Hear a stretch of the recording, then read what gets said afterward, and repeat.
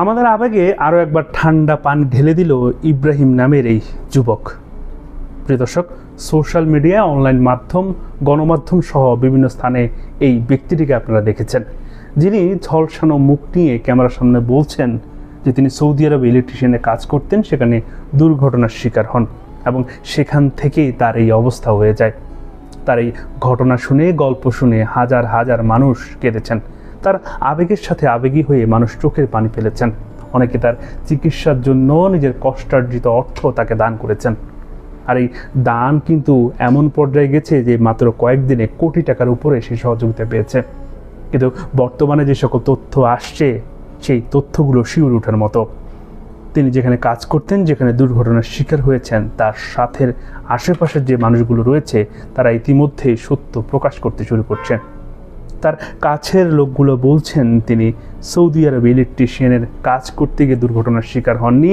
তিনি সৌদি আরবে একটি ফ্যাক্টরিতে, বদ্ধ ফ্যাক্টরিতে তামার তার চুরি করতে গিয়ে দুর্ঘটনার শিকার হন।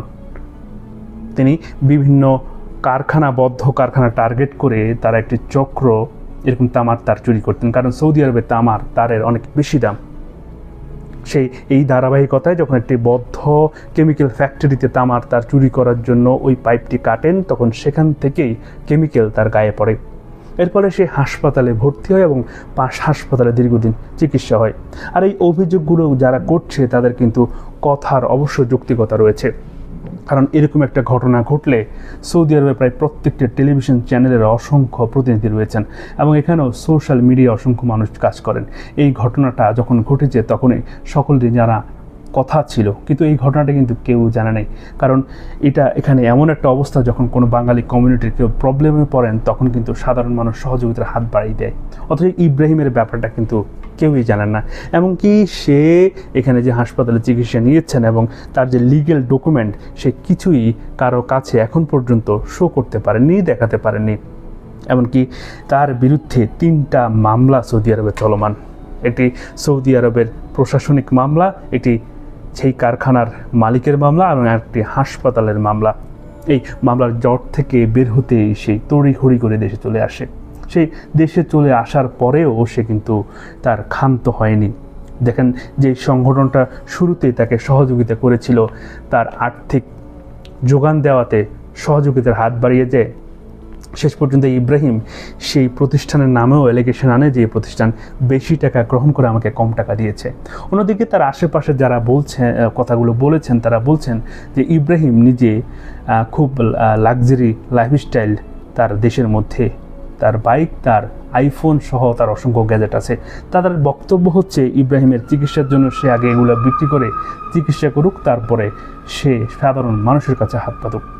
প্রিয় দর্শক, ইব্রাহিম দুর্ঘটনার শিকার হয়েছে, আমরাও চাই ইব্রাহিমের চিকিৎসা হোক। তবে সেই চিকিৎসার মূল্য কি মিথ্যা কথা বলে চুকাতে হবে? সেই চিকিৎসার জন্য কি মানুষকে বোকা বানাতে হবে? সেই চিকিৎসার জন্য কি মানুষের আবেগে পানি ঢালতে হবে?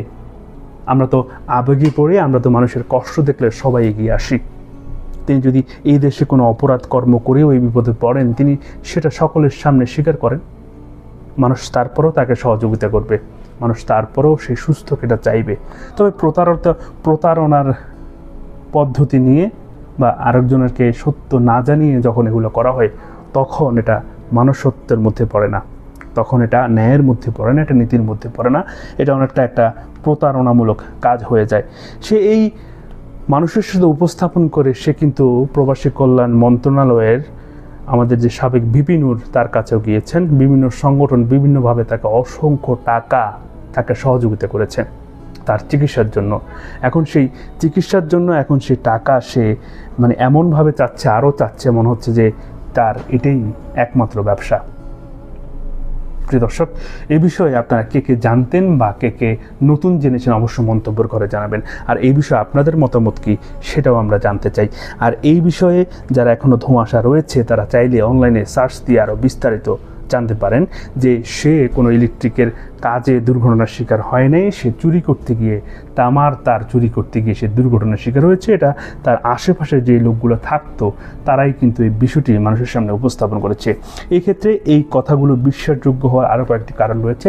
সৌদি আরবে যখন কোনো কোম্পানিতে কেউ কাজ করতে গেলে দুর্ঘটনার শিকার হয়, তখন সেই কোম্পানি তার লাইবিলিটি নেয়, তাকে সহযোগিতা করে। তার যে ইকামা আছে, ইন্স্যুরেন্স আছে, সেই ইন্স্যুরেন্স কোম্পানি তার পুরো ব্যয় মেটায়। এছাড়া যখন কোনো আকামা নাই বা কোনো কোম্পানিতে কাজ করে না এমন কোনো প্রবাসী যখন এরকম দুর্ঘটনার শিকার হয় সৌদি আরবে, তখন বাঙালি কমিউনিটির মানুষ টাকা উঠিয়ে তাকে সহযোগিতা করে। অথচ এমন একটা বড় ঘটনা ঘটেছে, তার বক্তব্য অনুযায়ী এটা সৌদি আরবের কোনো মানুষ, সাধারণ প্রবাসীরা জানে না। সে যখন দেশে গিয়ে ভিডিও বানিয়ে আপলোড করলো, সে যখন দেশে গিয়ে মিডিয়ার সামনে কথাগুলো বলল, তখনই মানুষ বিষয়টি জানতে পেরেছে। তার মানে এই বিষয়টির খটকা রয়েছে। সে অসুস্থ, তার ঝলসানো মুখ, এটা নিয়ে আমরা সবাই ব্যথিত এবং আমরা চাই তার চিকিৎসা হোক। তবে সেই চিকিৎসা নিতে যদি আমার প্রতারণার আশ্রয় নিতে হয়, সেটা কখনোই কাম্য নয়। কারণ আমরা যখন এরকম ঘটনার শিকার হই, তখন দেখি যে একজন মানুষ আমাদেরকে প্রতারিত করে আমাদের সহযোগিতা নিচ্ছে, সিম্পেথি নিচ্ছে। পরবর্তীতে যখন কোনো অ্যাকচুয়াল ব্যক্তির এরকম সহযোগিতার প্রয়োজন হবে, একজন দরকারি মানুষ, যার চিকিৎসা দরকার, যার অর্থ দরকার, সেই মানুষ যখন এরকম বিপদে পড়বে, তখন আমরা আর এগিয়ে আসবো না। কারণ আমরা ভাববো যে হয়তো এটা কোনো প্রতারণার কৌশল।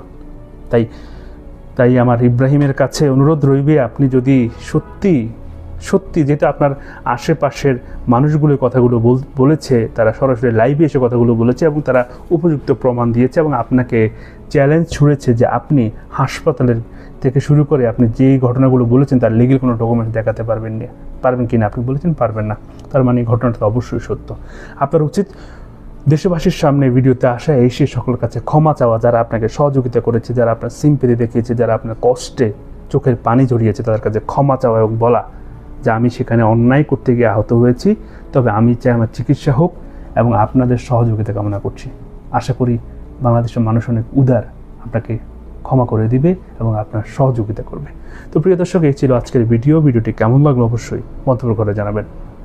এতক্ষণ আপনাদের সাথে ছিলাম আমি মহিউদ্দিন রবিন। আশা করি সবসময় আমাদের পাশেই থাকবেন। আল্লাহ হাফেজ।